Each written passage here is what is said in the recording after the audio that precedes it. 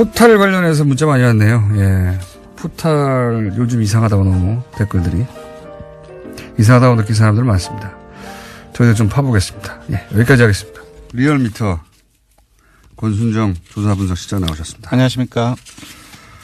자, 여론조사 처음으로 50 숫자 찍혔네요. 예. 네, 처음으로 50%대로 물론 잠정 수치입니다. 저희들 네. 주중 잠정 집계. 화요일치가 그렇게 찍혔네요. 네, 네. 처음으로 그러니까 3일 연속 월, 화, 수 1,500명을 집계해서 나온 결과가 네. 긍정평가가 6.2%포인트 하락해서 59.8%. 이건 북핵부 때보다 더 큽니다. 네. 네, 부정평가가 6.3%포인트 상승해서 35.6%를 기록했습니다. 2주 연속 하락했고, 낙폭이 지난주에 4.6%포인트 떨어졌고, 이번 주에 6.2%포인트 하락했으니까 도합하면 10.8%포인트 아닙니까? 네. 이런 경우는 상당히 좀 이례적인 경우입니다. 맞습니다. 찾아봤더니 박근혜 정부 때 2014년도 4월 세월호 참사 때 11.8%포인트가 2주 연속 빠졌는데 그 이후에는 없었습니다. 네. 생각해 보시면 그 사이에 세월호 같은 사건이 벌어진 게 아니잖아요. 그렇습니다. 네. 지금 따지고 보면 좋은 뉴스가 더 많습니다. 네. 기본적으로는 뭐 불과 몇 개월 전까지 전쟁 난다고 하다가 네. 지금 어쨌든 전쟁이 아니라 올림픽을 통해서 이제 화해 모드를 만들고 있는 와중인데 이게 뉴스를 자세히 안 보는 분들이 이해가 잘 안 갈 거예요. 그러니까 국내 정책적인 논란 그런 네. 부분도 있긴 했었지만 세월호 참사와 비견할 정도는 아니고. 그러니까요. 예, 그 남북 북한의 평양 올림픽 참가 또한 사실상 평화 올림픽이라는 관점에서 접근해 본다고 한다면 이렇게 많이 영향을 미칠 정도는 아니라고 생각하는데. 저는 왜 그런지는 알겠어요. 알겠는 게 이게 개별 이슈로 보면 안 되고요. 제가 보기엔. 일단 수치를 이제 한번 소개해 주시죠. 예. 네, 그래서, 조사일 기준으로는, 조사일 기준 일간으로는 8일 연속 하락을 하다가 죄송합니다. 어제 24일 날에 60.3%로 소폭 반등했는데요. 그 이전에는 19일 날 64.4%로 시작을 해서 22일 월요일 날에 60.8%, 화요일 날 23일에 59.9%. 그러니까 일간 최저치를 기록했죠. 근데 거의 어제 바로 소폭이긴 하지만 60.4%로 그 화요일 날 처음으로 59.9를 찍은 거예요. 화요일 날 네, 처음으로. 그렇습니다.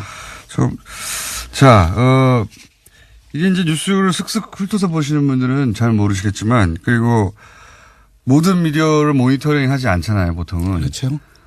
저는 직업이 이렇다 보니까 모든 미디어를 모니터링 하게 돼요. 근데 잘 모르시겠지만 평양 올림픽이라는 단어 엄청나게 조중동과 보수 매체와 포탈을 통해서 유포됐어요. 네. 이번에 자유한국당이 가장 성공한 프레이밍 중에 하나가 바로 역사적으로 제가 봤을 때 평양 올림픽이 기록되지 않을까 싶네요. 이게 이제 라임도 맞지 않습니까? 평창, 네. 평양. 예, 네. 그래. 평창, 그러니까 평창이라는 팩트를 두고 평양, 다른 한쪽에는 평화, 이 네. 평이라는 운율로 지금 맞춰져 있기 때문에 사실상 쏙쏙 더 잘 들어오죠, 사실. 실제 평양올림픽이라는 공세가 평양올림픽 아니란 말이죠. 아닌데, 이 공세가 조중동과 종편과 또 보수매체 중심으로 특히 포탈을 통해서, 검색어 네. 통해서 그리고, 자세히 보시는 분들은 이제 포탈의 댓글들을 보면 대선보다 더 네. 대선 때보다 더 격렬합니다. 네, 맞습니다. 알바들이 확실한 거 아닌가? 네. 옵션 열기에 후속팀 아닌가 싶을 정도. 여태 본 적이 없는. 제가 댓글 알바를 참 오랫동안 관찰해 왔는데. 저도 그 공장장처럼 요즘에 네. 댓글을 되게 다른 때보다 더 주의 깊게 보는데 포털 사이트의 댓글 서비스를 보면 특정인의 그 아이디를 클릭을 하면 그 사람의 그 이전에 어떤 댓글을 달았는지 이력을 다 체크를 할 수 있습니다. 그래서 제가 체크를 며칠 동안 해봤는데 거의 동일한 정치적인 색깔로 계속 댓글이 이어지는 사람들이 대규모예요, 아주. 네. 그런데 그렇게 부정적인 뉴스를 한쪽에 쏟아내면 이제 반대쪽에서 그런 밸런스를 맞추는 뉴스 왜 그렇게 생각하느냐. 네. 뉴스가 있어줘야 되는데 사실은 그런 뉴스가 없어요. 네. 그런 이게 언론 지형이 밸런스가 안 맞습니다, 현재. 네, 그렇습니다. 대대적으로 쏟아내고 그게 일정 정도 영향을 줘서 화요일은 59.9, 뭐 나머지는 60%, 뭐 59.9도 높긴 해요, 사실은. 대통령 지지도로. 그렇습니다. 지금 사실상 59.8%면 60%인데 상당히 높은 거죠. 높은 근데 게 이제 하지만 앞에 7자가 찍혀 있다가 5자가 찍혀 있으니까. 불과 며칠 사이에. 예, 불과 며칠 사이에. 그리고 이제 그거보다 숫자보다 중요한 거는 아마도 이해 못할 겁니다. 청와대에서 제가 보기에는. 청와대에서는 뭔가 잘하고 있다고 생각이 들거든요. 잘 풀리고 있다. 네, 드디어 불과 며칠 전까지 전쟁한다고 하다가 이제 올림픽을 통해서 그런 대화의 계기를 만들고 다 좋아지고 있는 것 같은데 왜 이렇게 폭락하지? 이해를 못할 거예요. 예, 청와대 같은 경우는 지난 21일 일요일부터 어제까지 4일 연속 대통령 입을 빌어서 아니면 청와대 그 대변의 입을 빌든가 4일 연속 평창 올림픽 협조 요청 발언을 했어요. 회의 자리든 아니면은 춘추관에서든. 보도가 잘 안 됩니다. 예, 보도가 거의 안 됐어요. 과거 같은 경우에는 이렇게 남북 단일팀이나 또는 뭐 이런 올림픽에 이렇게 참여한다. 대대적으로 이게 의미가 뭔지 설명을 해줬거든요. 네. 지금은 단일팀 얘기가 나오면 그 의미를 설명하는 게 아니라 바로 그 아이스하키 팀이 가지고 있는 개인들이 가지고 있는 불만, 개인이 불만이 있을 수 있죠. 네. 그 보도로 바로 갑니다.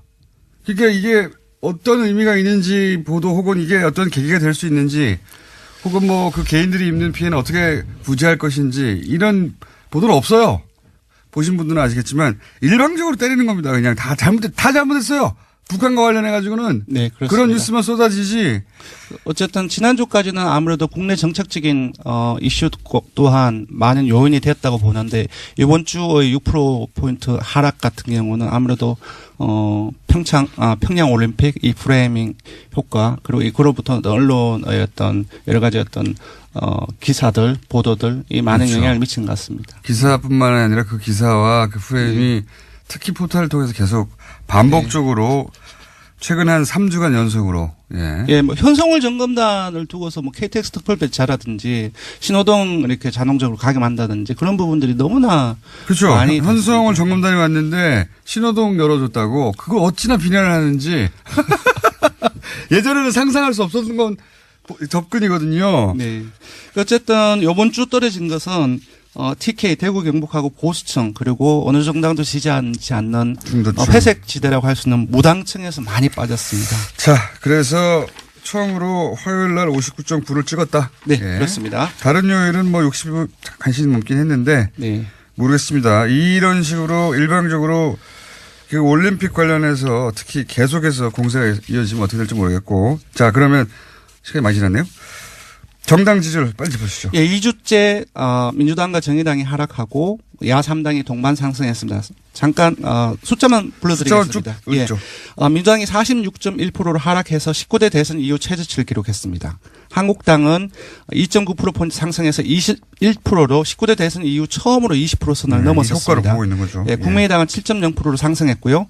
바른정당 역시 6.3%로 상승했습니다. 아까 말씀하셨던 여러 가지 보도가 통합 관련 보도가 많이 되면서 올라간 것을 보입니다. 정의당은 사진 많이 나오면 올라가요. 원래. 예, 정의당은 4.9%로 하락을 했고요. 잠재정당 지지율을 잠시 보면은 통합개혁신당이 12.7%로 2.8%포인트 상승했습니다. 사진 많이 나오니까 올라가네요. 예, 통합반대개혁신당은 조금 소폭 하락해서 3%를 기록했습니다. 조사 개요를 말씀드리면요. 이번 주중조사는 TBS 의뢰로 월요일부터 수요일까지 사흘 동안 19세 이상 5,009명을 대상으로 유무선 전화면접 자동운전 혼용 방식으로 실시를 했습니다. 포괄오차는 95% 신뢰수준 플러스 마이너스 2.5%포인트, 응답률은 6.1%였습니다. 포털 말고도요. 각종 커뮤니티. 대학 커뮤니티 같은데 젊은 세대가 잘 가는 커뮤니티 있잖아요. 네. 대학교의 커뮤니티도 댓글 알바가 붙은 건 난 처음 봤어요. 제가 한번 점검하거든요. 네. 정말 대규모 물량이다 이건. 이거 진짜 심각하게 다뤄야 됩니다. 자. 예. 사법부 강제수사 해야 되느냐? 국민 여론은 강제수사가 많겠죠. 예, 맞습니다. 요번 조사는 찬성과 반대를 물었습니다. 강제수사에 대한 찬성과 반대. 예, 검찰은 특검이 강제수사 해야 되느냐. 찬성이 69.7%로 응답자 10명 중 7명에 이르는 사람들이 찬성을 했고요. 반대는 28.7%가 나왔습니다.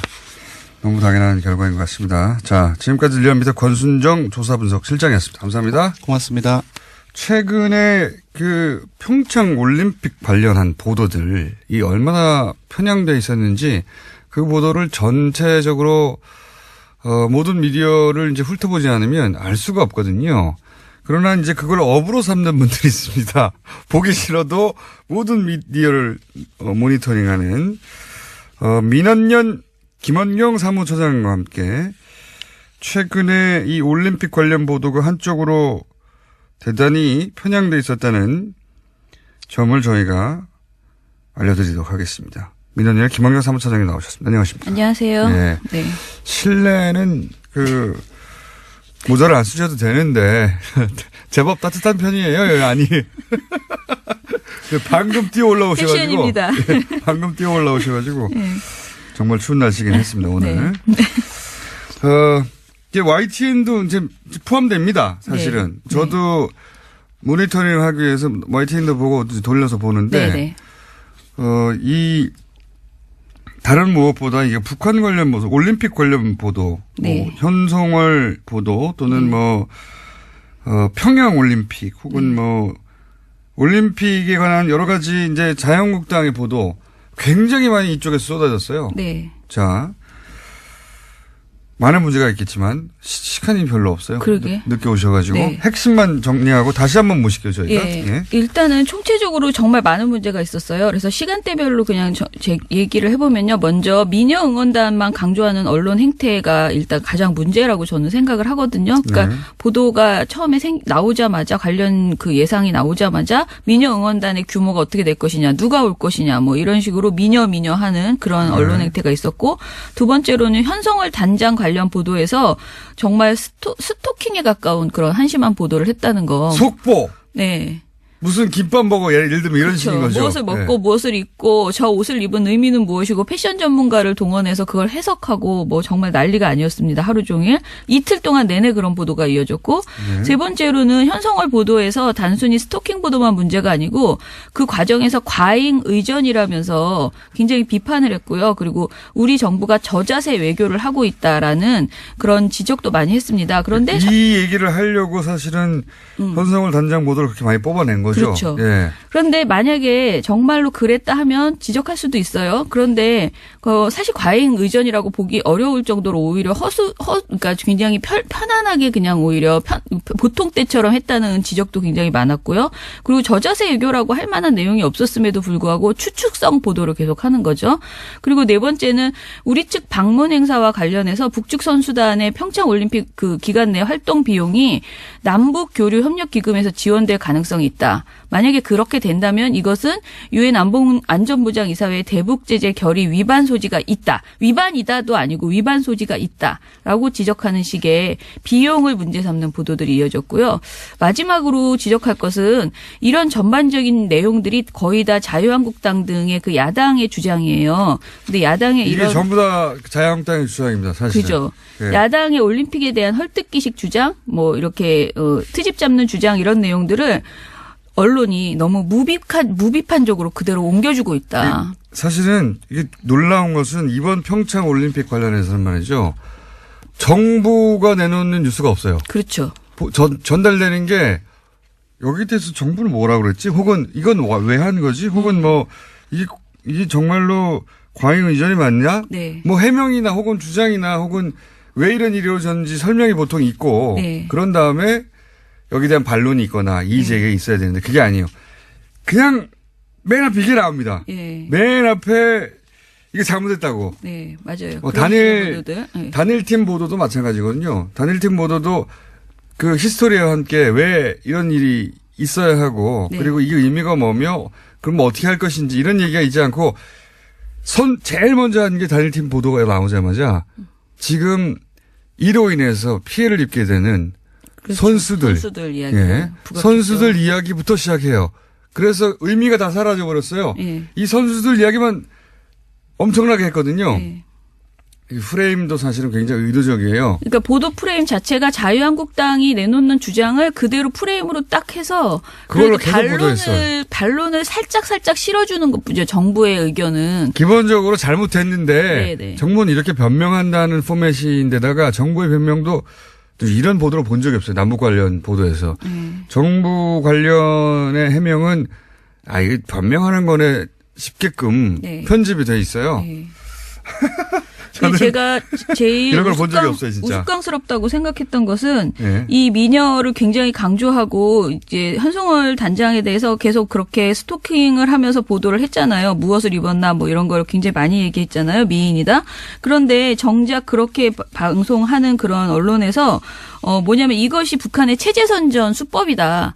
라면서 또 막 비판을 하고 그렇죠. 있어요. 평양 올림픽으로 이어지는 네. 소위 이제 브릿지가 되는 내용이죠. 네네. 이게 다 북한 체제 선전이라고. 네, 그런데 북한의 체제 선정이라고 그렇게 비판을 할 거면 거기에 노란 아지를 발아야 되잖아요. 근데 우리 언론이 사실상 그 자신들의 주장대로 하면 북한의 체제 선전이라는 것을 다 알면서도 계속 그 외모를 부각시키고 그것을 그냥 계속 띄워주고 있는 그런 그래야 내용을 또 하고 있다는 방송은 거죠. 보거든요. 네. 그러니까 이 수법이 이런 겁니다. 미녀 응원단을 내세워서 사람들을 보게 만든 다음에 실제로는 정부 때리기만 하는 거죠. 그렇죠. 처음부터 끝까지 이 방송들만 보고 있잖아요. 네. 이거 남북 단일팀도 하면 안 되고 북한이 평창 올림픽에 참여하는 것도 나쁜 일이고 네. 미녀 응원단이 와서도 안 되고 네. 이 모든 건 북한이 우리를 이용하는 것이며 평양올림픽이구나. 요 흐름으로 그냥 전부 다 보도가 이루어졌어요. 예. 야, 이거 대단했습니다. 저는 뭐랄까요. 쏟아붓는 평창올림픽에 관련한, 부정적인 보도. 네. 대단했습니다. 이거를 저는 다 보질 못하고 그냥 빠르게 돌려가면서 보는데 이걸 다 보는 민원연에서는 종합적으로 어떻게 평가하세요?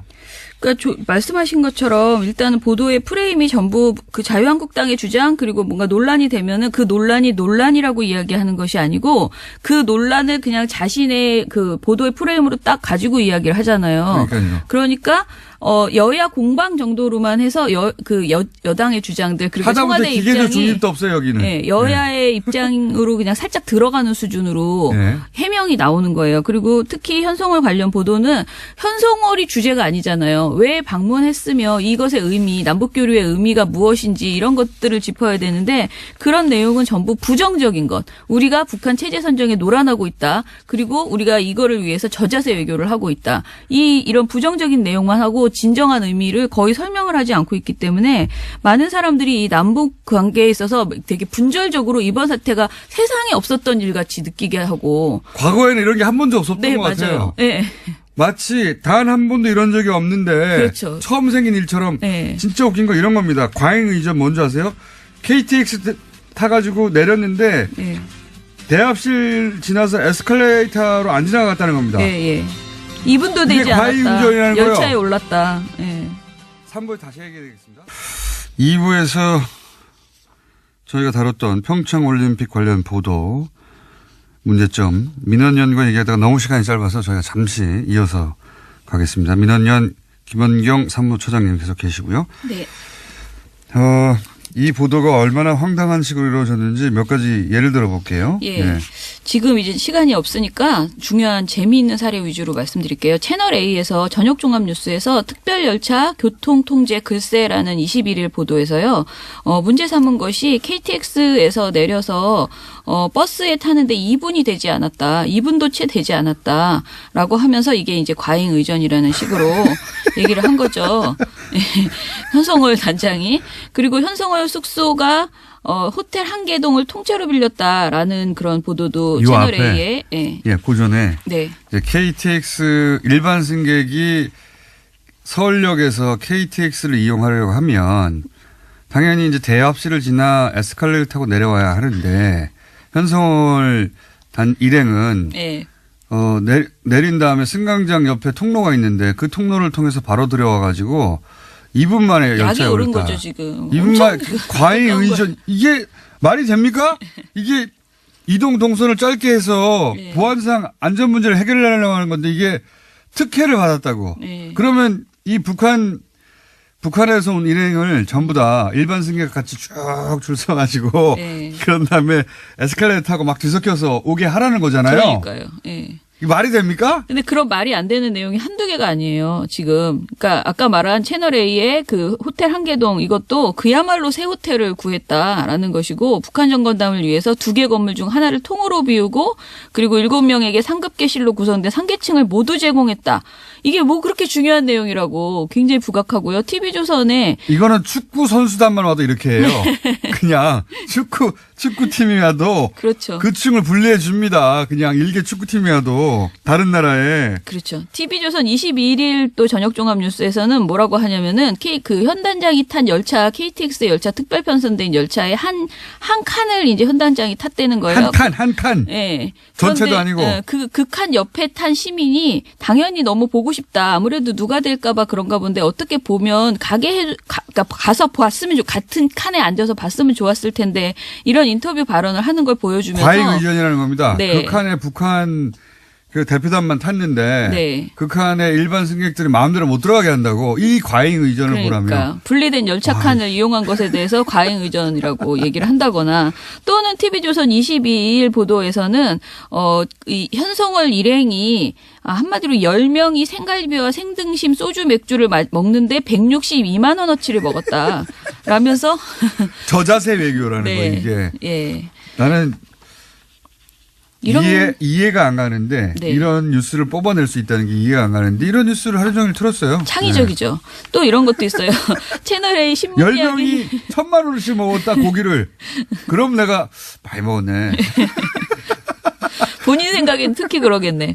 채널A 신문 이야기 돌직구쇼 1월 23일 보도에서요. 무슨 내용이 나오냐면은 김병민 경희대 개공 교수가 이제 북한에서 한마디로 현성월 씨의 웃는 모습을 현성월 대사의 웃는 모습을 편집 내보내지 말아달라라고 요구를 했다라는 말이 있어요. 근데 이 말에 대해서 이것을 사실로 가정하고 그런 것들이 실시간으로 전해지는 것이 아니라 정부에 의해서 일부만 보도됐는데 편집되어서 각본대로 짜여진 것은 문제 제기를 해야 된다라는 식으로 이야기를 하거든요. 그러니까 걸어가면서 표정 변화 잘 없었어요. 네네. 근데 저것이 다 북한이 요구해서 그렇다는 거예요. 네. 예. 그래가지고 봐라. 북한 체제의 선전장으로 잘 활용되고 있지. 저걸 잘 봐라. 네. 그런 것이죠. 안 웃으면 북한 체제의 선전장이 되는 겁니까? 북한이 웃는 모습을 편집해달라고 했는지도 모르겠지만 네. 설사 그렇다 한들 그게 북한 체제 선전의 장으로 지금 우리 방송 평창 올림픽이 활용되고 있다고 그런 사례예요 이게. 네. 그리고 이런 말도 심지어는 이런 말도 해요. 연합뉴스TV의 뉴스특보 1월 9일 방송에서는 뭐라고 하냐면요. 신인균 자주국방 네트워크 대표라는 분이 뭐라고 하냐면 미녀 응원단들을 보여주면 그러니까 미인들이 많이 나오면 우리가 여자에 대해서는 마음을 조금 넓게 열어놓고 보지 않습니까? 그러면 저희 입장에서는 이렇게 말해서 제가 말한 게 아니고 그러면 저희 입장에서는 저렇게 예쁘고 가녀린 여자들이 잘 웃고 그런 나라를 우리가 어떻게 공격할 수가 있겠느냐. 또 저런 나라를 제재해서 저런 여자들을 못 먹고 힘들게 만드는 것이 과연 옳은 일인가 이렇게 헷갈리게 된다. 그게 바로 공산당 선동술이다. 이렇게 말을 하는 거예요. 그러면서도 미녀 응원단이라며 제일 보도는 자기들이 많이 해요. 네. 그렇죠. 그러면 자기들이 북한 체제의 선전 방송이 된 거잖아요, 스스로. 네.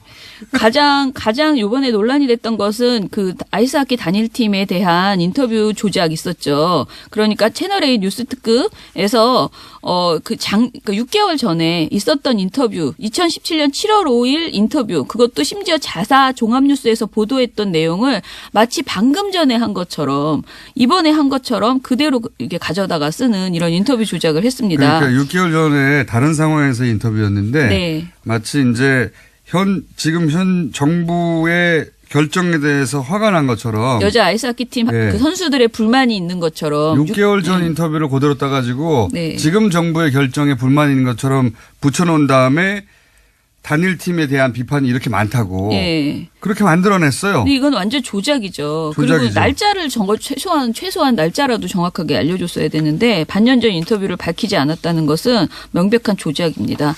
예, 그래서 뭐 이런 사례들이 굉장히 많아요. 예. 대표적인 사례 몇 가지 말씀드렸는데, 네. 근데 이런 걸 하루 종일 틀어주면서 우리가 저자세 외교를 하고 북한의 선전 도구가 되어 있으며 그리고 단일팀 문제는 이렇게 크다고 네. 계속 내보내고 있어요. 그리고 그게 계속 내보낸 다음에 그게 포털에도 돌고 댓글로도 돌고 실제 영향을 주고 있어요. 실제 왜 이 올림픽에서 이런 기회가 중요한지에 대한 보도가 없어요. 그렇죠.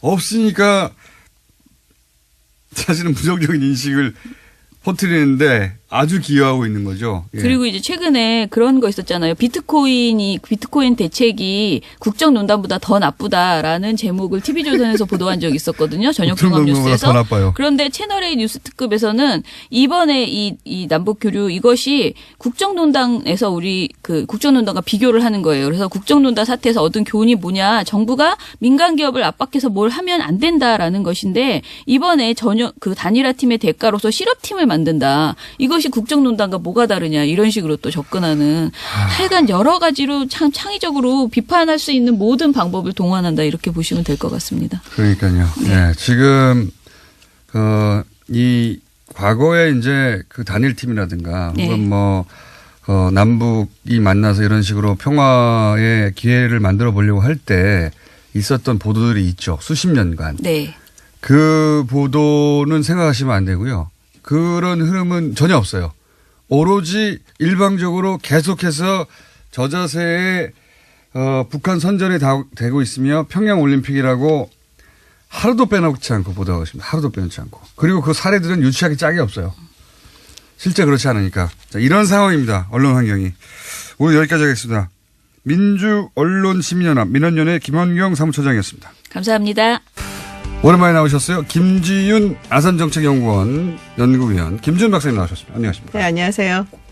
자, 원래 이제 셧다운 얘기도 하고 네. 트럼프 얘기도 좀 했다가 올림픽을 바라보는 미국의 분위기도 좀 얘기하려고 했는데 셧다운은 오늘 새벽에 한국 네. 시간으로 해제라고 해야 되나요? 좀 풀렸어요. 그렇죠. 셧다운 얘기도 일단 잠깐 해보죠. 네. 예. 셧다운을 여러 차례 겪었죠, 미국은. 한 10여 차례 이상, 10여 차례 겪지 않았나요? 76년도에 처음 있었고, 요번이 19번째예요. 그러니까 한마디로 공무원 줄 월급 없다고 문 닫은 거 아닙니까? 그렇죠. 근데 이게 약간 예산 그 과정하고 좀 엮어서 봐야 되는 게, 그러니까 우리 같은 경우는 이제 예산하면은 만약에 뭐 잘 통과가 안 돼도 준 예산 뭐 이런 식으로 그렇죠. 가는데, 미국 같은 경우는 이제 9월 30일까지 하고 그다음 10월 1일부터 새로운 회기가 시작이 되거든요. 네. 근데 만약에 이제 예산이 통과가 못하면은 이제 대부분의 경우에는 continuing resolution이라고 했고 약간 임시 방편적으로 해서 이제 그 전에 있었던 예산의 비율로 해갖고 이렇게 책정을 해요. 그래서 이제 계속 그 예산안이 통과되고 할 때까지 있는데 그게 이제 처음 이렇게 지난 이제 9월에 하원에서는 통과가 됐었어요. 예산안 12개의 비리. 근데 상원이 이제 안 돼갖고 12월 이제 8일 날 그러면 다시 하자. 그랬다가 12월 22일까지 또 늘렸다가 이번에 19일까지 늘렸는데 이제 그때까지 그게 안 되는 바람에 그러면 예산이 지금 이제 더 이상 지급이 안 되니까 뭐 정부를 이제 셧다운 해버리는. 그럼 예를 들면 이렇게 서방서도 안 돌아가고 그죠? 군대도 그런 정도는 해요. 군대나 이런 것들은 이제 기본적인 시큐리티는 그건 되는데 이제 좀 자잘한 거 뭐 환경청이라든지 뭐 에그리컬처라든지 뭐 이런 건 이제 안 되는 거죠. 네. 그래서 이제 이게 정부의 행정부의 부담이 큰 거죠. 어쨌든 최종 책임은 행정부에 있는 거니까, 그죠? 근데 이제 행정부에서는 의회가 지금 안 돼갖고 합의가 안 돼갖고 안 되는 거다라고 그쪽으로 이제 하고 있는 거죠. 물론 그렇긴 하지만 여론은 국민은 이거 대통령이 잘못했네 이런 식으로 받아들이잖아요. 그게 또 달라요. 옛날에 빌 클린턴 빌 클린턴 같은 경우는 이제 1995년에 빌 클린턴이 비토를 했었어요. 그 예산안을. 그래서 안 된다고? 예. 그래서 그게 꽤 오래 갔었어요. 그건 한 3주 정도 있었거든요. 그때는 오히려 여론이 좀 빌 클린턴 대통령 쪽으로 또 돌아서게 됐죠. 비토한 이유가 납득이 됐기 때문에 일반 국민들한테. 그때 이제 소셜 웰페어가는 사회복지 그쪽 예산을 삭감을 해버리는 바람에. 자, 그럼 이번에 쟁점이 됐던 건 소위 말해서 이민법, 네. 뭐 다카 프로그램 이런 거 아닙니까? 그렇죠. 그 잠깐 설명해 주세요. 그러니까는 이게 이제 2012년에 오바마 대통령이 행정명령으로 내린 건데 어릴 때 이제 그 불법 체류자, 불법 이민자 엄마 부모가. 아빠를 따라서 왔다가 그러니까 미국에서 사실상 그 청소년기 어린 시절 다 보내고 거의 미국인이나 마찬가지죠. 아이들은 죄가 없는 거죠. 그렇죠. 네. 그래서 이런 애들 좀 구제에 돌리지 않냐. 네. 그래서 그러니까 신청을 하면은 그 프로세스를 통해 갖고 뭐 영주권, 시민권을 이제 발급해 주는 방향으로 가기로 했는데 여기 한 총 한 140만 명 정도 된다 그러고 네. 이 프로그램에 등록을 계속 레지스터를 한 사람들이 한 80만 명? 네. 이 정도 돼요. 근데 이제 트럼프 대통령이 지난 9월에 이거 폐기하겠다라고 네. 했었죠. 그럼 거꾸로 이제 오바마 대통령 때문에 자기 명단만 제출한 꼴이 된 겁니다. 그렇죠. 이제 어딘지 다 알죠. 이제 그러니까요. 역으로 예. 혜택을 주겠다고 해서 명단을 제출했는데 거꾸로 범인 취급을 하게 된 거죠. 그렇죠. 그래서 이거를 이제 구제를 해야 된다. 그래서 민주당에서는 이거를 행정명령에서 법안으로 바꿔갖고서는 통과를 시켜갖고 구제를 해주자 그러고, 근데 트럼프 대통령은 그 당시에 이제 본인이 폐기를 하겠다 얘기를 하면서 확 자르진 않았어요. 그래서 6개월 안에 의회 니네가 알아서 좀 해봐라. 던져서 3월 초까지 이걸 해결을 해야 되거든요. 그러니까 민주당에서 요번에 이제 예산안 통과하고 뭐 이럴 때 요거 집어넣자. 그래서 얘네들을 이제 구제를 해주자. 그러고 이제 공화당에서는 이제 요거에 대해서 좀 뜨뜻미지근하게 이제 반응을 하고. 그리고 이제 그 멕시코하고의 장벽 문제도 있지 않습니까? 그렇죠. 그래서 네. 트럼프 대통령이 던진 게 이 다카 법안을 그러면 해줄 듯이 얘기를 하면서 대신에 멕시코 장벽 예산 통과시켜줘. 막 이렇게 했죠. 주고받자. 자, 퉁치자. 벌써 시간이 다 됐어요. 그래서 3부 이어서 가겠습니다. 네. 김준 박사님과 얘기 나누고 있습니다. 3부에서 다시 뵙겠습니다. 자, 2부에 이어서 김준 박사님과 미국 이야기, 셧다운 이야기를 길게 해보려고 했는데 셧다운이 풀렸어요. 오늘 새벽에. 풀렸는데 이것도 임시죠? 그렇죠. 2월 8일까지 이제 이해가 된 거고 그 이후에 만약에 그 전에도 뭔가 이렇게 이결이 안 되면 또 이제 셧다운이 갈 수는 있는데 네. 이제 봐야죠. 미치 매코넬 원내대표가 지금 이제 그 이민 문제에 대해서 이야기를 해보자. 그러니까 일단 이거 통과시키자고 설득을 해갖고 겨우 된 거거든요. 근데 다카하고 그 멕시코 장벽하고 네. 거래가 되고 있는 중인 건가요? 민주당 측에서 하려고 했었어요. 사실은 그 척 슈머 그 상원 의원이 하려고 했는데 트럼프 대통령이 말을 조금 바꿨죠. 어떻게 바꿨습니까? 그러니까는 이제 민주당 측에서는 예산을 조금 하고 된 다카 살려달라라고 얘기를 하려고 했는데 트럼프 대통령에서 뭐 다카 살리는 거에 대해서 잘 모르겠다 자기는 뭐 별로 뭐 이런 식으로 얘기를 바꾸고, 그리고 공화당 측에서도 린지 그래햄 상원 의원이 민주당 이제 딕 덜빈이라는 또 상원 의원이 있어요. 둘이서 같이 해갖고 다카에 이제 80만 명 전부는 아니지만 거의 한 60만 명 정도 살려주고 대신에 얘네들이 이제 부모를 초대해갖고 부모도 같이 살 수 있게 하는 그거는 끊어버리자. 그리고 이제 뭐 장벽 예산을 주자 뭐 이런 식의 절충안을 가지고 갔어요. 근데 트럼프 대통령이 거기서 약간 싫다는 듯이 얘기를 하면서 거기서 이제 거지 소굴 얘기가 나온 거죠. 그 자리에서. 쉿홀. 예. 예. 우리는 이제 거지 소굴이라고 번역을 했는데 어감을 살리면 뭐가 됩니까? 거지 소굴은 너무 완화된 표현 아니에요? 느낌이 좀 완화된 느낌이 없잖아 있죠. 많이 있잖아요. 예. 예. 예. 그 거지 소굴이 아니고 뭐라고 해야 돼? 좀 해주세요. 전문가 입으로. 전문가 입으로. 네. 뭐 똥통 뭐 이런 정도로. 똥통. 그렇죠. 예. 네. 거기에 훨씬 더 가깝죠. 뭐, 똥통이야 거기는 뭐. 느낌 확 살죠 그러면 좀. 네. 거지 소굴이 아니라 그걸 또 아주 세게 표현한 그런 정도의 표현을 해가지고 이제 그 상대 국가들이 화가 났고 네. 또 일반 국민들도 화가 났고요. 그렇죠. 린지 그램 상원 의원도 뭐 하자는 거냐 도대체 네. 어떻게 그런 말을 하냐 뭐 그러고. 다른 국가에서 뭐 안 했다 그러죠. 근데 백악관에서는. 본인은 안 했다 그러면 네, 들은 본인. 사람들이 있는데 뭐 어때요. 자, 그래서 이제 이 전선이 서서 셧다운이 됐다가 지금 일시적으로 해제된 상태고 2월 8일부터 다시 그때까지 해결이 안 되면 다시 한번 네. 그때 나오시기로 하고요. 지금 미국 상황을 간단하게 또 짚어보자면 러시아 문제는 좀 잠잠하죠. 지금 계속 수사는 하고 있는 중이에요. 그래서 수사망을 이제 좀 좁혀가면서 그러다가 어느 순간 쑥 또 올라오거든요. 그래서 이번에는 누구를 이제 뭐 수사를 한다. 그래서 제가 알기로는 계속 뭐 하고는 있어요. 사위 얘기가 나왔었죠. 예, 사위가 타겟이 될 수 있다. 네. 사위가 타겟이 되면 그 다음 대통령 아닙니까? 그 다음에는 이제 뭐 대통령으로 거의 간다고 봐도 딸하고 뭐 아들 뭐 자주 그렇죠. 엮여서. 예. 그러니까 지금은 약간 가라앉은 상태인데 계속 수사는 되고 네. 있는. 그리고 정치 상황에 따라 훅 올라올 수도 있겠죠. 그렇죠. 예. 이 문제는 어떻습니까? 저는 사실 러시아보다 최근에 화제가 됐던 파이어 앤 퓨리. 거기 보면 이제 트럼프 내부 인사들을 쭉 인터뷰해가지고 네. 책으로 내서 크게 화제가 됐잖아요. 네. 거기 이제 가장 재밌는 내용이 뭐냐면 트럼프는 대통령이 될 생각이 없었다. 예. 예. 그런 내용이 나오죠. 그렇죠. 그리고 이제 그걸 굉장히 자세하게 나옵니다. 오히려 트럼프 캠프는 당선에 대해서 충격을 받았다. 그러면서 당선이 된다는 목표가 아니었고 자기들도 당선될 거라고 생각하지 않았기 때문에 예를 들어서 이해 충돌의 문제, 뭐 돈을 받는다든가 러시아 쪽으로부터 강연료를 받는다든가 또는 뭐 트럼프 대통령이 자기가 가지고 있는 소유한 건물에 외국 인사들 막 부르잖아요. 그렇죠. 예, 거기 묵게 하고. 그래서 대통령인데 국가 결정에 영향을 미칠 사람들을 자기 비즈니스에 활용했기 때문에 거기 묵게 하고 이해 충돌의 문제가 생기고 근데 이제 그렇게 했던 이유 중에 하나가 우리 대통령 될 리가 없기 때문에 막 했다는 거 아닙니까? 근데 그 당시에 이제 당선이 확정이 되고 이제 와서 이제 연설 같은 걸 하잖아요. 모습을 보시면은 굉장히 놀랐다, 당혹스러워하는 모습은 확실히 보이기는 해요. 그러니까 보통은 굉장히 기뻐하고 같이 막 환호하고 이러는데, 이건 뭐지? 잠잠하고. 그래서 굉장히 그 당시에 연설을 할 때, 트럼프가 정말 처음으로 아주 프레지덴셜한 모습을 보여줬다라고. 진지하죠. 해석했는데 그때는 그게 아니고 진지한 게 아니라 당황한 거예요. 예, 좀 놀랐던 것 같아요. 제가 보기에도. 그러니까 전세가 좀 힘들다라는 평가도 사실 있었고 그래서 더 그랬는지 모르겠는데. 목표가 당선이 아니었다. 이렇게 전세도 힘들었지만 목표가 당선이 아니었다는 내용이 나오죠. 그런 얘기가 있었어요. 사실은 이제 대선이 끝나고 난 다음에 방송국을 하나 차리려고 했었다. 이런 얘기도 있었는데 충분히 그랬을 것 같다는 생각도 들죠. 워낙 TV 스타였으니까. 비즈니스를 하려고 출마했는데 덜컥 당선이 돼버린 겁니다.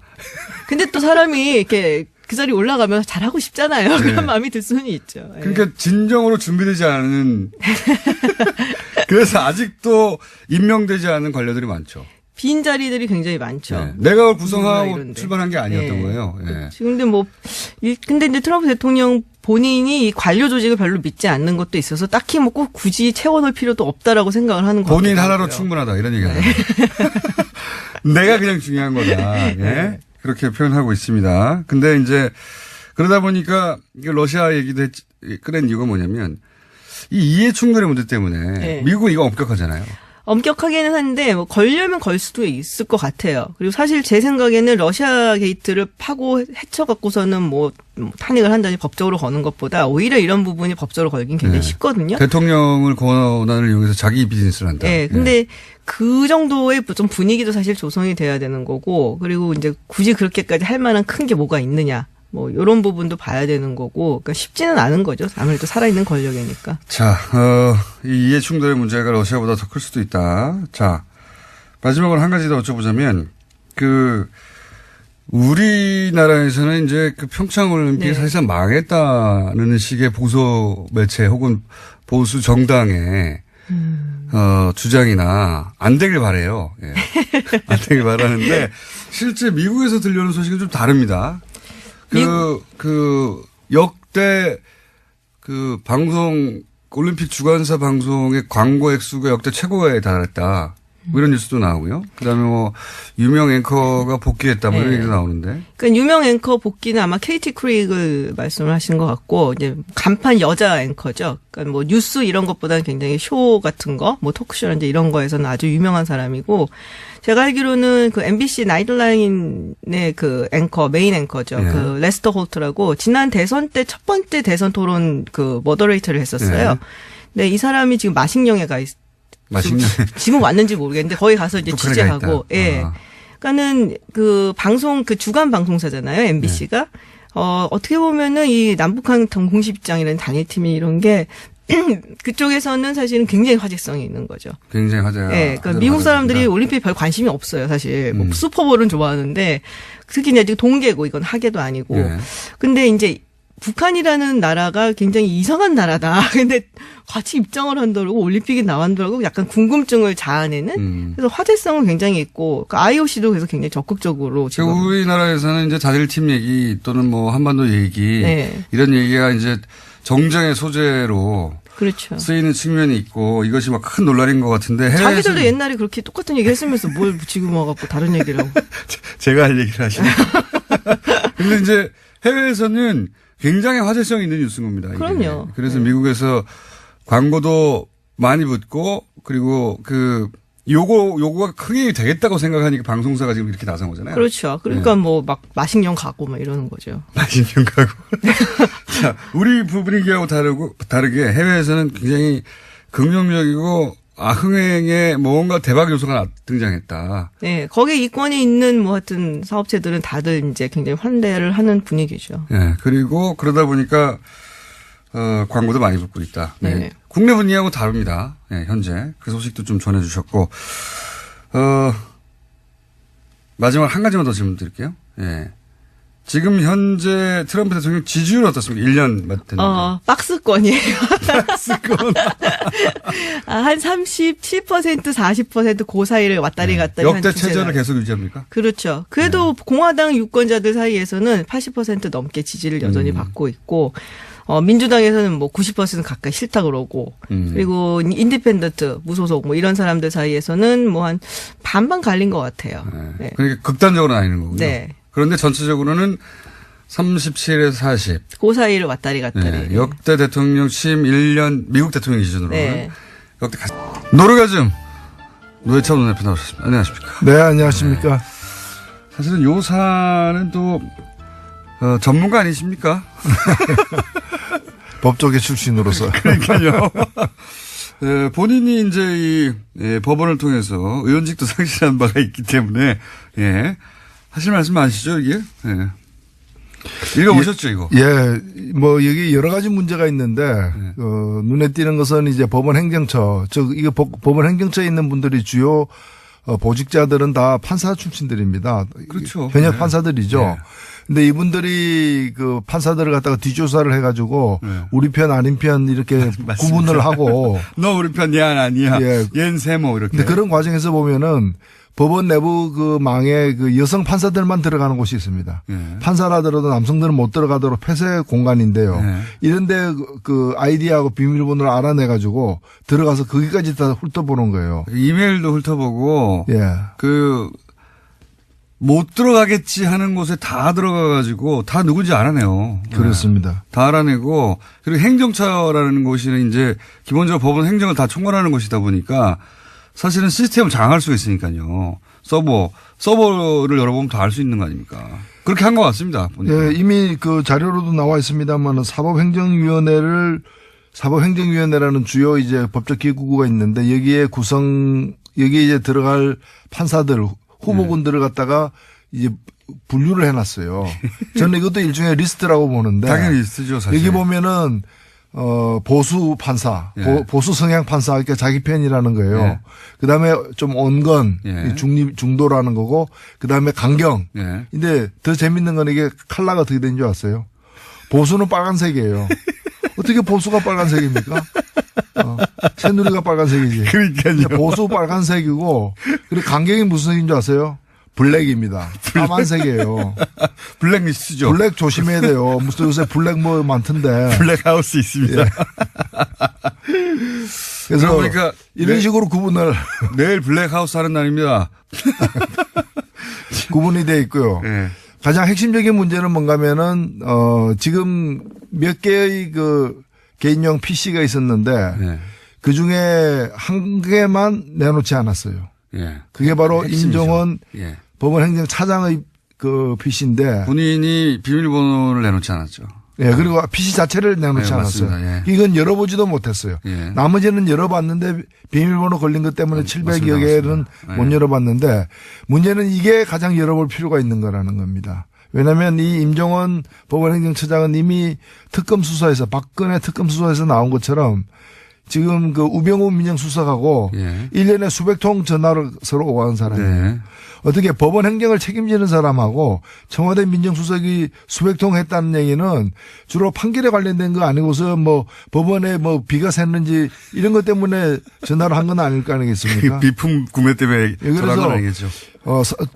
이게 완전히 독립적으로 이 운영돼야 될 법원이 특히 대법원이 청와대와 커넥션이 이렇게 그러니까요. 유착 관계가 긴밀하게 있었다는 것은 심각한 의혹이기 때문에 앞으로 반드시 이 조사가 돼야 될 부분입니다. 근데 이게 이제 그 사법부다 보니까 네. 판사들을 대상하다 보니까 검찰 쪽에서도 부담이 큰 것 같아요. 왜냐하면 앞으로 모든 사실은 판사는 심판이고 변호사와 검찰이 부딪히는 거 아닙니까? 그런데 이제 이 검찰이 사법부 전체를 대상으로 수사한다든가 사법부의 핵심 요직에 있었던 사람을 수사하는 게 부담이 크고 사법부도 또 내부 조직 논리상 사법부가 어떻게 검찰한테 수사를 의뢰하냐. 이런 인식이 있는 것 같아요. 그렇습니다. 그건 또 한편 사실이기 때문에 그래서 저는 어떻게 해야 됩니까? 김명수 대법원장에게 마지막 기회, 한 번의 기회가 주어져 있다. 네. 지금 진상조사위원회도 진상을 파악하지 못했고 네. 추가조사위원회는 문서만 파악했어요. 그렇죠. 이번에 파악된 문서 중에 문제가 되는 내용들이 많았잖아요. 네. 이것들이 실행됐는지 안 됐는지는 추가조사위원회에서 조사를 안 했습니다. 네. 그럼 이건 조사 안 하고 넘어갈 거냐. 그러니까 그럴 수는 없지 않습니까? 예. 이런 일이 밝혀졌는데. 예. 그렇다면 여기까지 조사를 해야 되고 아직 조사하지 않은 어떤 임종원 개인용 PC라거나 이런 까지 다 더 조사를 갖다가 해야 되는 마지막 조사 기회가 한 번 남아있고 이 기회마저도 살리지 못한다면 지금 대법원장이 고심 중에 있는 걸로 알고 있는데 예. 이 기회마저 살리지 못한다면은 외부 강제 수사는 불가피하다. 예. 그렇지 않다면 우리가 과거에 안개부에서 쪽지 나오는 대로 판결하고 청와대에서 전화 오는 대로 판결했던 그런 치욕스러운 그 과거로 돌아가는 걸 용인하는 꼴이 아니기 때문에 용인하는 꼴에 다름없기 때문입니다. 그러니까 이게 이렇게 이 정도 나왔는데 넘어갈 수가 없어요, 사실. 국민들이 다 봤는데 어떡합니까? 그리고 너무 저는 유치했어요, 사실은. 이게 경악스럽기도 했지만 동시에 유치하게 됐습니다. 이게 뭐, 한반에서 쟤 누구 편이야? 물어보고, 쟤 누구 편이야? 물어보고, 옆반에 그 담임한테 얘기해. 뭐 이런 수준을 전혀 벗어나지 않아요, 전혀. 그럼 문장 되게 웃깁니다. 무슨 누구누구 판사 같은 경우에 이제, 분석을 하면서, 이 사람은 낄 때 안 낄 때 판단이 밝아. 뭐 이런. 그 다음에 아까 빨간색, 까만색, 초록, 푸른색으로 이렇게 구분했는 리스트 있죠. 그게 네. 사법행정위원회 구성할 때 뭐라고 나와 있냐면은 너무 우리 편으로만 하면은 국제임금법 밖에서 이제 꼬투리 잡힐 우려가 있기 때문에 조심해야 된다. 적당히 섞어라, 뭐 이런 거. 나름대로 머리 좀 써보자. 그 좋은 머리를 그런 데 쓰고 있었죠. 아, 문장들도 너무 웃겨요. 예. 속칭 낄 때 안 낄 때. 판사들 스스로 내부 판사들에 대해서 이렇게 굉장히 길게 분석해놔서 이 사람은 이렇고 이 사람은 저렇고 그러면서 뭐 자신한테 불이익이 오지 않는 이슈에 대해서는 강한 어조로 비판하는데 반대의 경우는 침묵한다. 예, 뭐. 이런 평가를 받으면 치욕적이죠. 굉장히 자세히 써 있어요. 개별 판사에 대해서 이 사찰이지 뭡니까? 이런 내용으로 가득 찬 문건입니다. 근데 이게 일부에 불과하다는 거. 어떤 내용이 있길래 나머지는 아예 내놓지 않았을까 궁금하죠. 이거 이상의 내용이 있다는 거죠. 네. 예. 그거 나오면 파괴력이 엄청날 거라고 봅니다. 근데 외부에서 강제로 한다는 건 그러면 외부에서 고소고발이 있어야 된다. 그렇게 되나요? 그렇게 돼야 되나요? 이런 상황으로 계속하면은 아마도 무슨 시민단체나 이런 데서 뭐 고소고발이 있지 않겠습니까? 가만히 있을 수 없죠, 사실. 예. 예. 특히나 원세훈 재판과 관련해서는 이게 지금 2심에서 유죄가 난 거고 다들 이제 상식적인 판결이 나왔다고 생각했는데 5개월 만에 대법원에서 엎어져서 맞습니다. 다들 놀랬지 않습니까? 근데 지금 그 판결 대법원에서 전원 합의로다가 무죄 판결 낸 게 잘 됐다고 얘기하지만 그 뒤에 어떻게 됐습니까? 파기환송됐는데 항소심에서 다시 대법원 말 안 듣고 웬만하면 대법원에서 파기환송하면 대법원 말 듣게 돼 있죠. 근데 두 번째 항소심 재판부에서 이건 말도 아니다 해가지고 다시 유죄로 해가 올렸지 않습니까? 그러니까 최종 유죄로 되지 않았습니까? 그러니까요. 그 얘기는 대법원 13대 빵으로 그 무죄라고 판결 내렸던 그 13명이 진짜 엉터리 판결했다는 게 자기들 내부 판결에 의해서도 입증이 된 거 아니에요. 게다가 문건이 안 나왔으면 모르겠는데 문건에 우병우 민정수석의 요청이 있었잖아요. 그러니까. 어떻게 의심 안 합니까 이거를. 요청이 있고 요청한 대로 저번 합의체로 판결을 냈는데 그 판결 자체도 굉장히 논란이 판결이었거든요. 13대 0도.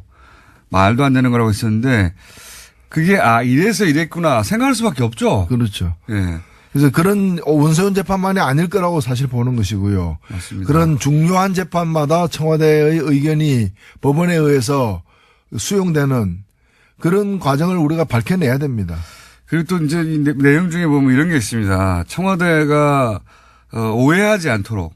그러니까 그 원세훈 2심에서 유죄가 났지 않습니까?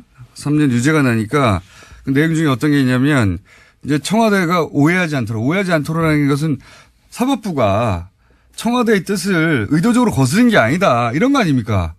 뭐 오해입니까? 판결이 났는데 판결이 났으면 판결 받아들여야지. 오해하지 않도록 뭐 오해를 풀어줘야 되는 식의 그런 문구들이 있어요.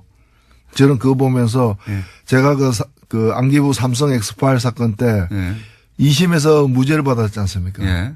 그때도 삼성그룹 이근 회장이 오해하지 않도록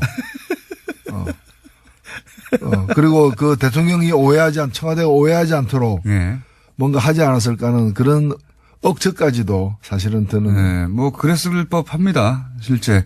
그러니까 이 정권이 싫어하는 판결이 나면 전권이 관심 있는 재판인데 싫어할 판결이 나면 사법부가 나서서 그거는 사법부의 뜻이 아니고 개인 판사가 그렇다는 얘기는 다른 사건들은 처음부터 오해하지 않도록 잘 만들어줬다는 거 아닙니까, 결론을. 그렇지. 그렇게 생각할 수밖에 없죠. 그리고 우리나라 30대니까 뭐 정정하겠습니다. 그러니까요. 각하. 그래서 정정한 거 아닙니까, 이게. 이제 일종의 음모론처럼 그렇게 돌아가는 거 아니야? 이렇게 얘기했던 거에 증거가 일부 나온 거죠, 사실. 그렇죠. 의심하지 않을 수 없는 겁니다. 여기다 불필요한 오해가 있다거나 뭐 이러면서 이제 불필요한 오해 논란이 있지 않도록 하면서 이 대법관들이 나서서 그렇지 않다고 얘기했는데 이걸로는 해결이 안 될 것 같아요. 그 대법관 중에서 적지 않은 수가 당시에 없었던 분들이에요. 이게 절반은 없었던 분이죠. 2015년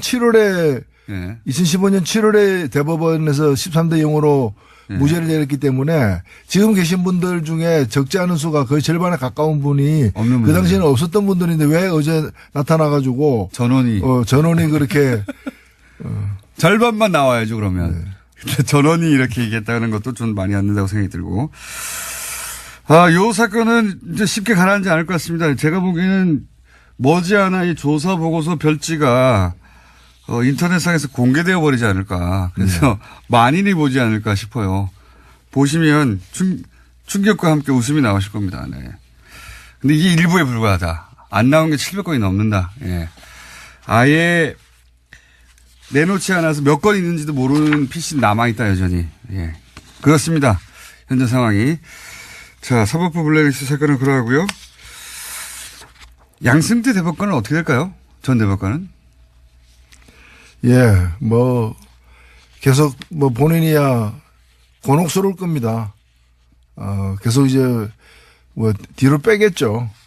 저는 양승태 대법관 한 명의 문제는 아니지만은 총체적 책임에 직접 연루돼 있기 때문에 책임을 져야 된다고 봅니다. 이 문건을 작성하고 보고한 대상이 있을 거 아닙니까? 본인이죠. 본인이죠. 양승태 대법관이 정점에 있었으니까 보고를 받았겠죠. 보고도 하지 않은 걸 자기들끼리 열심히 써가지고 혼자. 그러니까요. 한편으로는 보고하고 한편으로는 등산 가는 것도 국정원으로부터 사찰당하고 이제. 압박도 하고. 자, 이 사건 굉장히 중요한 사건이라 저희가 앞으로 계속 다루겠습니다. 못지않게 큰 일들이 많이 있었어요.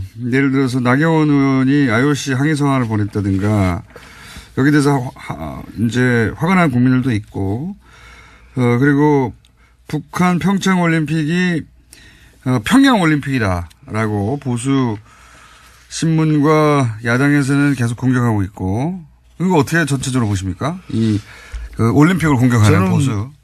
특히 나경원 그 의원은 패럴림픽 우리나라 그 국제 패럴림픽의 집행위원이에요.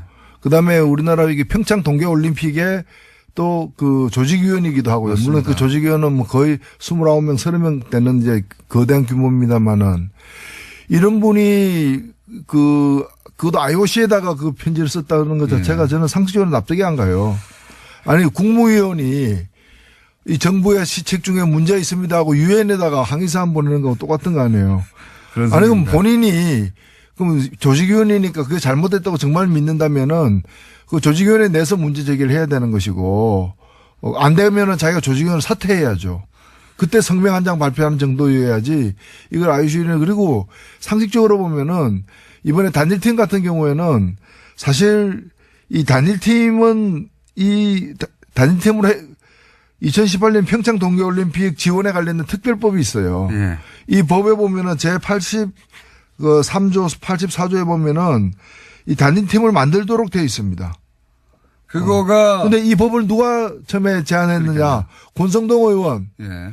그다음에 또 다른 당시에 그 새누리당 의원들이 두 개의 법안을 냈는데 둘 다 이게 들어가 있어요.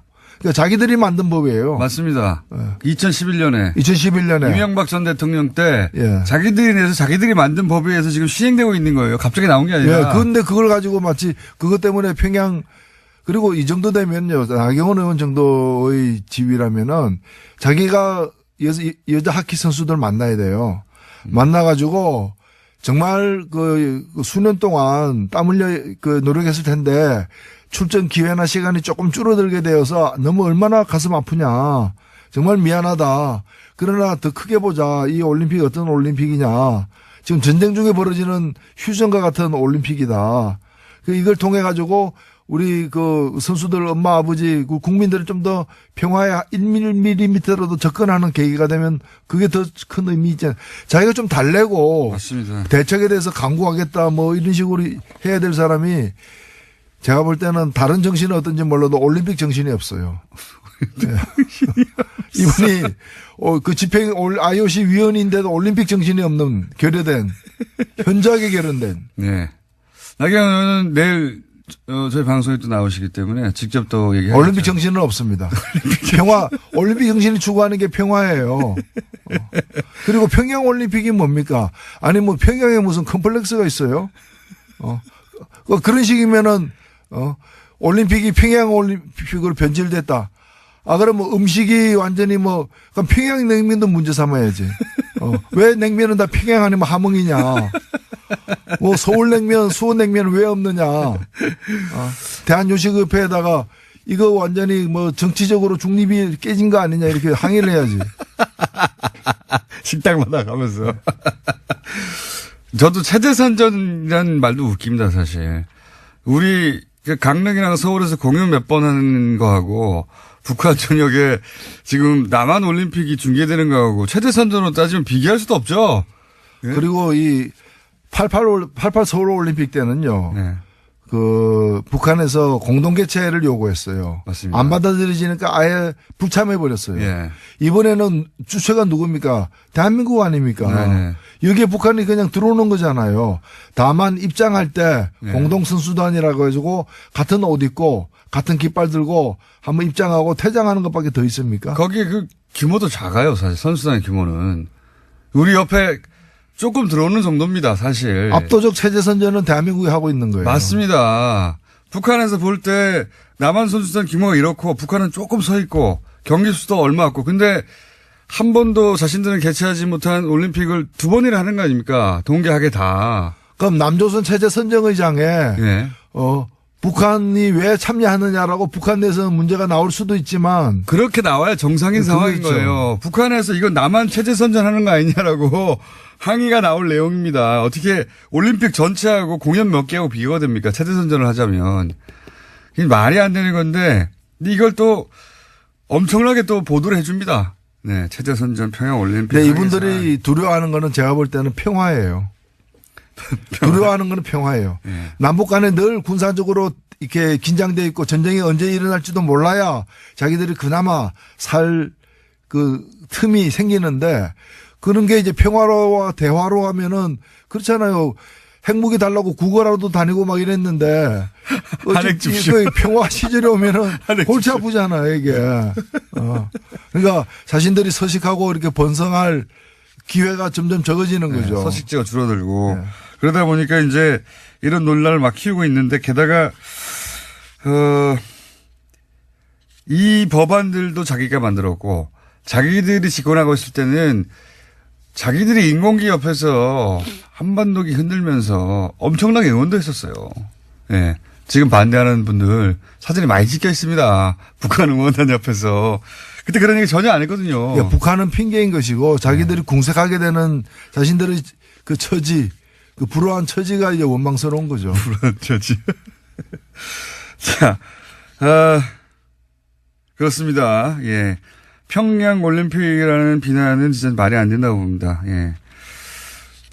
북한에서 이거 서울 올림픽에 왜 들러리 쓰고 있느냐 이렇게 나온다면 얘기가 되는데 예, 말이 안 된다고 보고 예, 국민당은 이제 완전한 파탄에 이른 것 같습니다. 그죠? 예. 그죠? 거기를 완전한 파탄에 이른 그 서로 성명전 하는 걸 보면 예, 남북보다 더합니다.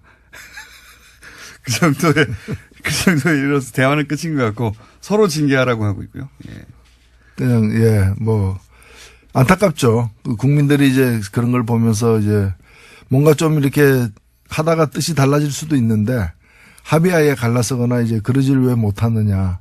비례대표 출당 문제는 어떻게 생각하십니까?